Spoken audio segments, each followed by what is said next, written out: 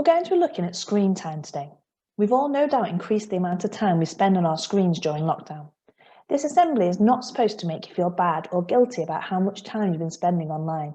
It's here to make you think about how easy it is to spend time online, the effects this can have, and how you can manage your time to be better balanced. Firstly, pause the video and discuss with others around you things that you like doing online. I'm sure there are lots of them. What did you come up with? Well, here's some I can think of. Firstly, videos. Did you know that each minute, on average, there are 500 hours worth of videos uploaded to YouTube each minute? Crazy, right? From learning how to bake to watching live football matches and cats wearing hats playing pianos. Whatever you fancy watching, there will undoubtedly be a video on the internet somewhere. Then we have games. The world of video games has come a long way since they were first invented. In the past, people's games consoles were plugged into their TV, and the only way to play with others was to invite someone round to your house. There were no upgrades or in-app purchases, and there was only a set number of levels and costumes. Nowadays, the possibilities are endless. You can play solo games, games with a few of your friends, games with hundreds of others. You can even build your own games. People also use the net to keep in touch too. In these strange and uncertain times, it has been vital for combating loneliness and isolation. There are so many apps to keep in touch via messages or video calls or looking at people's photos and posts. You can keep in touch with people anywhere in the world at the click of a button. Previously, people kept in touch with letters in the post or later on phone calls. Some might say the art of letter writing is dying, or some might say it's simply evolving. It's not just moving images online. People use the internet to read too. Whatever you fancy reading, a thriller, a mystery, an autobiography or a graphic novel, you're bound to find something online, either on a website, reading online magazines, purchasing ebooks, or using a library app to borrow ebooks. In the past, you could only read the books you had in your own home at that moment. Getting new books required you to go into a shop or a library, but they may not have been the ones you wanted. Now it's possible to access almost every book ever printed at the touch of a button.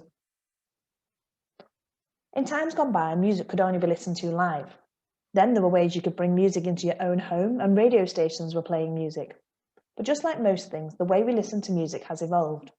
Apps like Amazon Music and Spotify, and even YouTube, let you search for and listen to any music you can possibly think of. If you don't mind listening to the odd advert, then it's even free. No more buying endless amounts of CDs, cassettes, or records. The pandemic will be remembered for lots of reasons, but one of them is the incredible remote learning that you guys have been doing at home. The World Wide Web houses so much knowledge. There are so many ways to learn. Whilst we know from our Safer Internet Day that not everything online can be trusted, it's still a place where you can enrich your brain in so many ways.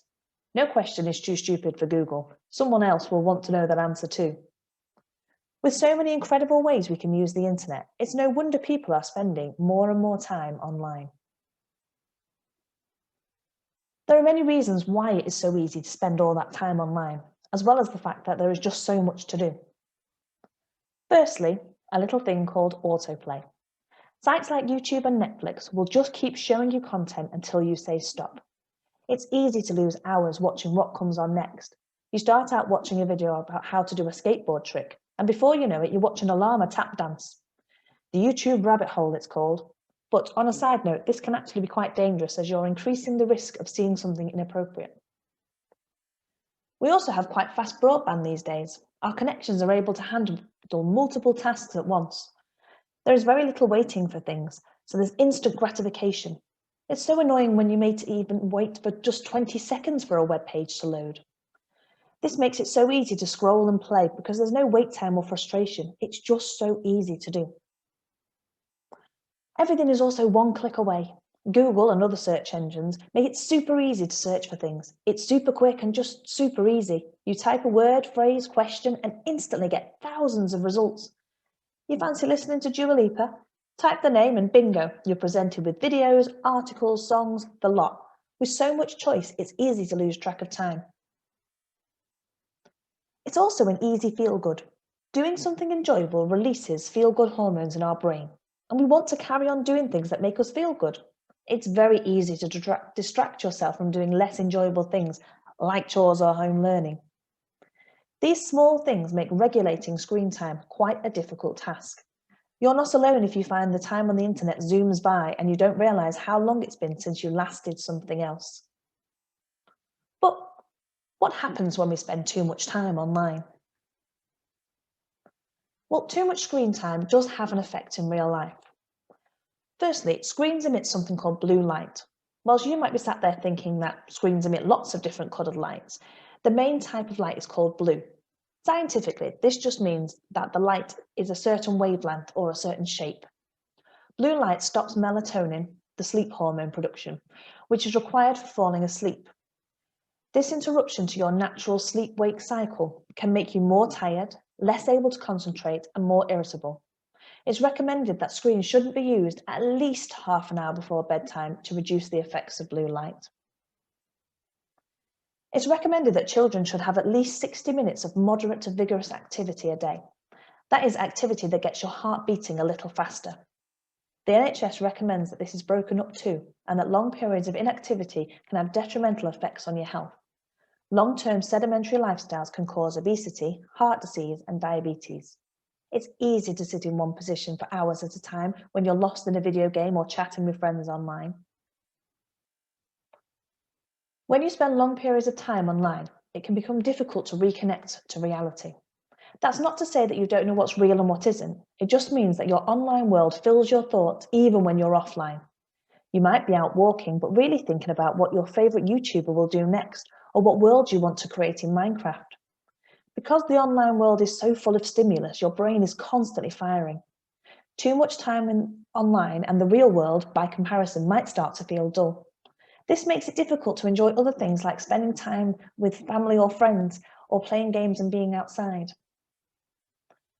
We all know how important our mental health is and how important it is that we look after it. Being online can have an impact on your mental health. The longer you are online, the greater chances of being exposed to inappropriate or worrying material. This increases our anxiety levels. Also, the longer you spend playing a game, the more invested you become in it. When something goes wrong or you lose, it can feel much, much worse than it might do for others. Taking breaks from the online world is very important. So, what can we do about it if the net is designed to keep you engaged? Well, firstly, you can set some limits. This doesn't have to be done alone. You can sit down as a family to discuss limits for online time. We have some great resources on our website that can help you do this. Or you could set limits by yourself. It can be quite hard to stick to at first. You might find yourself twiddling your thumbs or clock watching, but perseverance is key. It takes time to form new habits.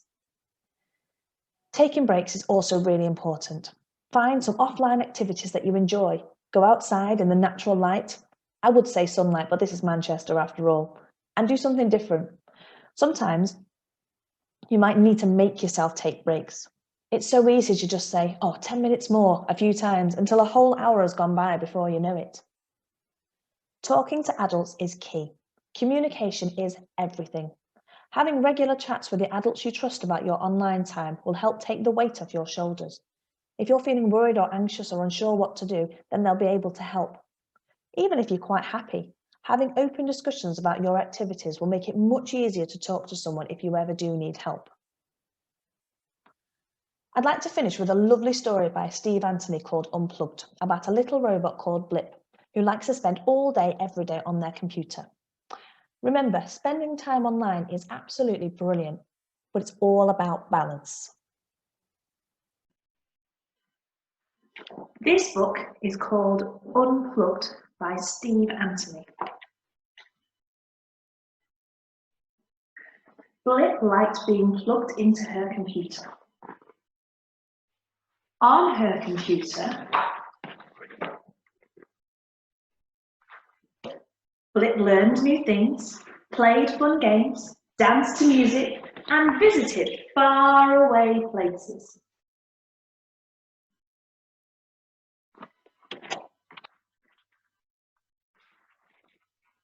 All day long. But one day, there was a power cut and Blip tripped over her wire.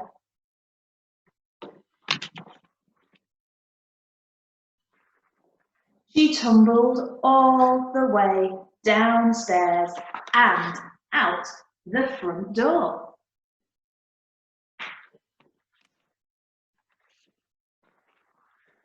Flip toppled down a steep grassy hill, rolled through a forest of very tall trees, and drifted down a long, winding river.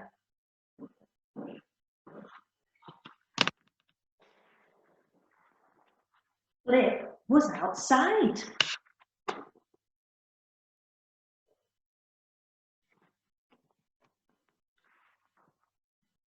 Outside, Flip learnt new things, played fun games, danced to music, and visited faraway places.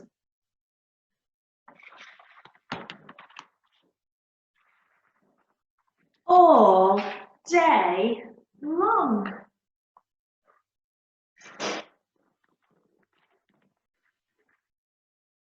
But it was getting late.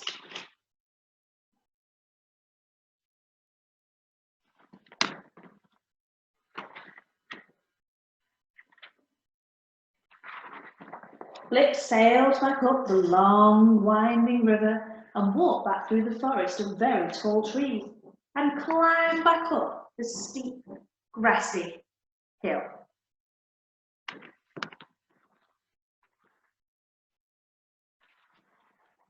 Where she said goodbye to her new friend, Flip walked all the way upstairs.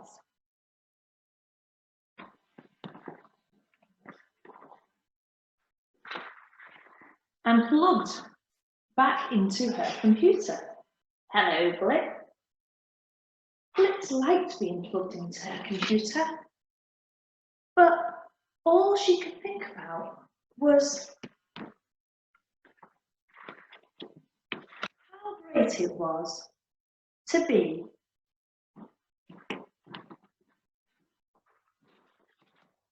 unplugged. The end.